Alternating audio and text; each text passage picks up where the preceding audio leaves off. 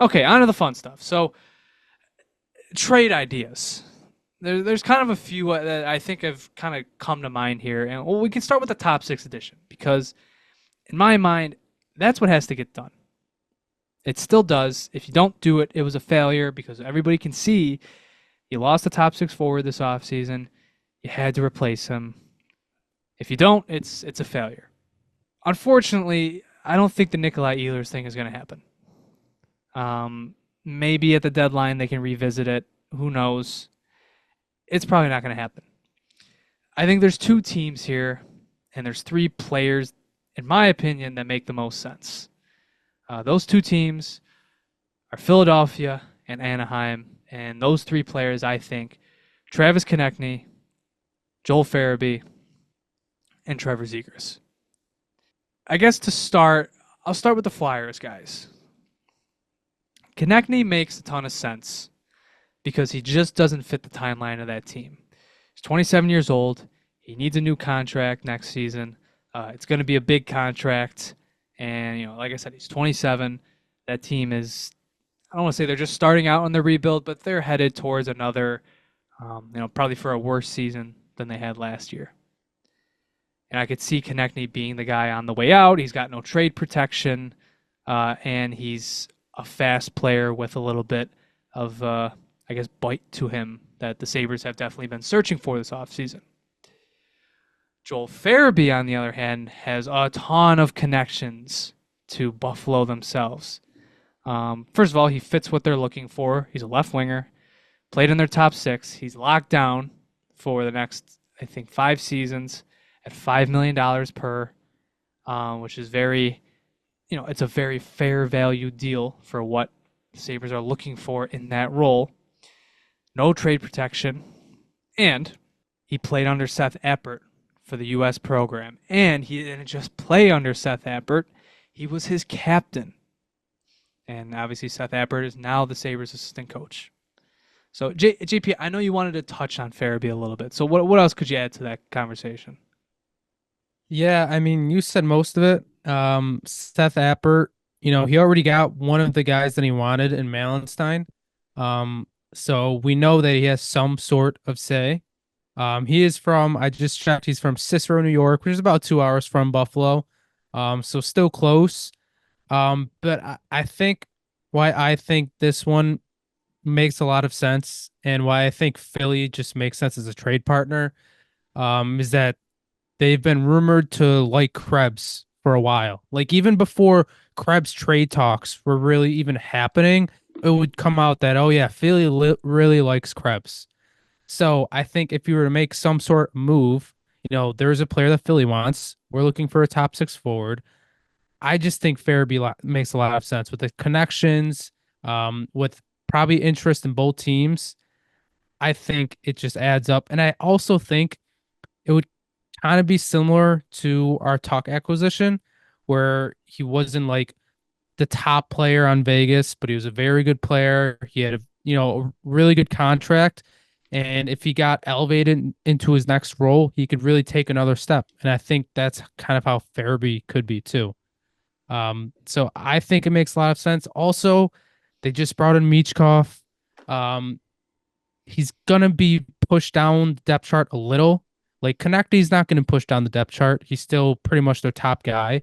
Where Farabee's getting pushed down with Michkov coming Yeah, in. he's notorious. He's pretty notoriously a player Tortorella's been at odds with. There was that famous quote there was that famous instance last season where he played one shift and sat the rest of the game. And when Tortorella was asked why he sat that game, all he said was he didn't listen. So Yep. it's definitely a player that I don't think that the head coach of their team would miss. And I it's obviously all the connections to Buffalo and makes a ton of sense. Yeah, the only reason I don't think Konechny makes as much sense is because he is due a contract, and I think he's due for a really big contract, and I'm not sure that we should be handing out a contract like that to what a soon to be 28-year-old. And don't get me wrong, I just look at his stats; they're a lot better than I thought they were.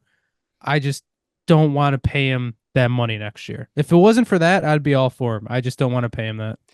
Yeah, no, that's fair, and that's definitely what scares me about his about any acquisition that would have to do with him. It's just I think he fits that sort of this is what the Sabres are looking for.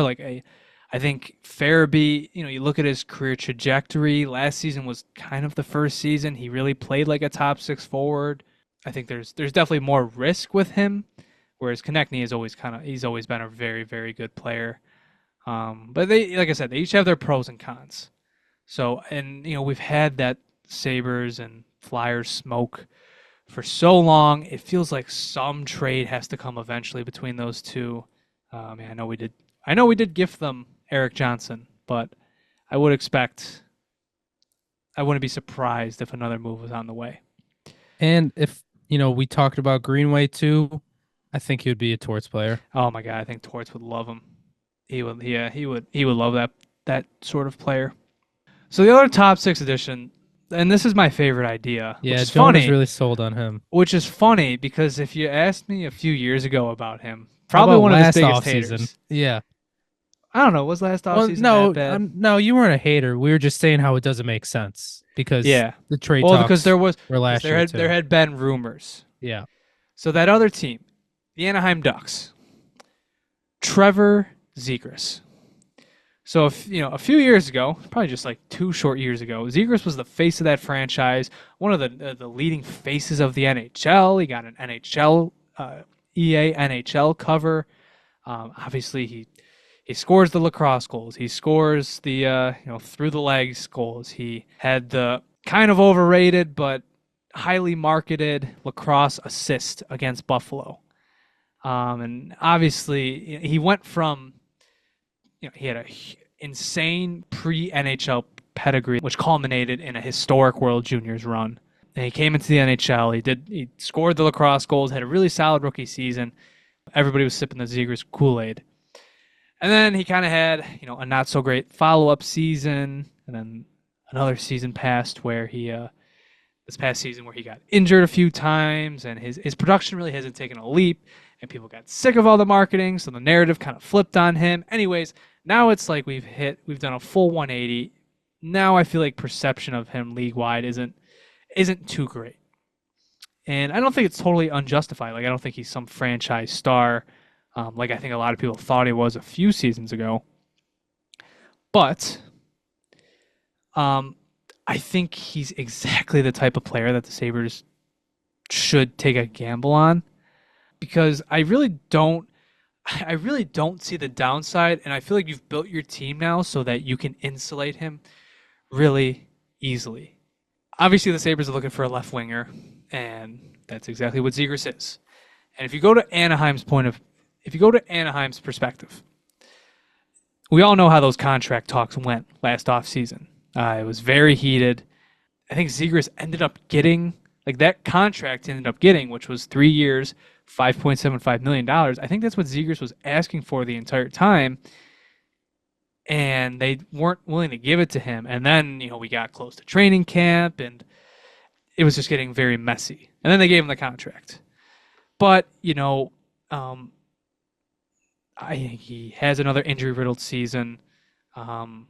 You couple that with the fact they got Cutter Gauthier, they added another top center to the organization. Leo Carlson had a good first NHL season. Mason McTavish took steps for them last season, and then even in this draft they added Bennett Seneke. So, like their forward group looks really, really good. They're still a few years off, but it looks really good. And Zegras is kind of sticking out as a guy that their management group doesn't really love, hasn't taken the steps I guess they really have wanted him to yet.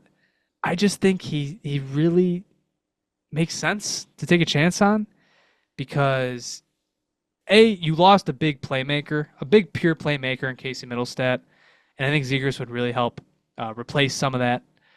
His contract is obviously it's very fair for what he offers. You got another 2 seasons left at $5.75 million, so it's not like he's due for a big extension or he got his big extension.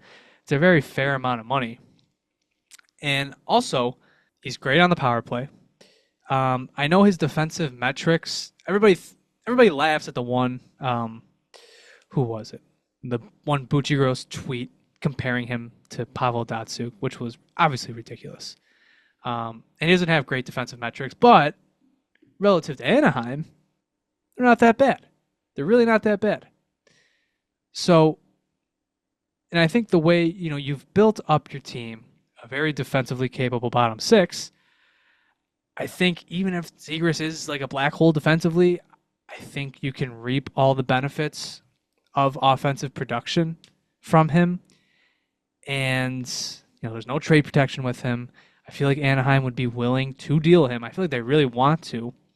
I don't know, man. I think it makes a ton of sense. And another thing is like, you know, Ryan McLeod spent a lot of time. Uh, Obviously, he was mostly Edmonton's third line center. When they needed a boost or they wanted to get a different look, they would throw him up on the left wing with Leon Draisaitl. Well, Zegras and McLeod are both guys who can play both center and wing, so you have that flexibility. Like McLeod is probably your third line center to start. If you need a different look in a game, because Zegras probably starts on the wing if he were to get traded, easy swap. It adds flexibility. I just think it makes a ton of sense. And I think, I don't know, it's a very fun idea. And plus, there was that previous smoke surrounding them. I mean, we know that that the Sabres and Ducks have talked to one another about him. Yeah, you've kind of convinced me. I All like right. it. All right. Yeah, I like it even more now. I guess the only reason why I haven't been as on board is I feel like they've really gotten away from like the finesse players of Skinner and Middlestat. I feel like they would be bringing in another finesse player in Zegras. Um, I feel like it would kind of be like a lateral move. Like I know he's not the same as Mitz, he's not the same as Skinner, but I think he's a mix of both of them. Obviously, there was lots of trade talks last year. I feel like I haven't seen anything on him this year, which has been weird because I think a lot of people have talked about Zegras, but I don't think there's actually been like any legit rumors. It's been quiet, but I don't like it. I don't know. I feel like It definitely makes sense. Like they should trade him with where they're at. He probably does. He doesn't want to be there after these next 2 years. I would assume yeah, with how their contract he talks looked went. he looked miserable in those jersey reveal photos. Yeah. So I think it makes a lot of sense. I just feel like I've seen absolutely nothing, which has been weird because you've seen at least Well, they've rumors done about nothing. everybody That's the funny else. thing. Well, They've done nothing. The that Ducks have too. literally done nothing. Yeah, that too. So I think he makes the most. He definitely has the highest floor because I think him and Farabee are similar as where they're mostly offensive guys, but not the greatest defensively. But I think Zegras has a way higher offensive ceiling. And given his age, and I just think he's almost the safer option, but also the highest upside between those two. He probably costs the most. Yeah. Has he? Um, He's Canadian, right? no, he's U.S. Oh, he's U.S. He had that. They beat Team Canada. They beat Power, Cousins, Levi. That's right. That was his World 'Cause Juniors. I was thinking of that World Juniors, but I was thinking of him playing with Cousins, but it also didn't make sense in my head, so that makes more sense. Yeah, he was unbelievable that tournament, and then he was an untouchable the following summer during the Eichel saga. Hmm. Funny how things change. Funny how things change. Yeah. It's funny how none of the untouchables have really worked out in No, the whole league. except for Lafreniere, but yeah. All right, so we'll see. Closing thoughts on that. Like I said, if they don't get the top six forward, it's just not. It's a failure, unfortunately. And I think those are the three most realistic guys to go. I mean, I think JP said it last episode. Like Adam goes after guys you don't expect, but I mean, top six forwards are pretty easy to identify in the NHL. And those are the two teams where, Philly needs to clear cap, and they have, those are two guys that might not fit their timeline. And with Anaheim, Zegras obviously hasn't been happy with that team, and vice versa. Whereas a guy like Nikolai Ehlers, I mean, would he like a better opportunity? Yeah, probably. But Winnipeg is in no rush to move him.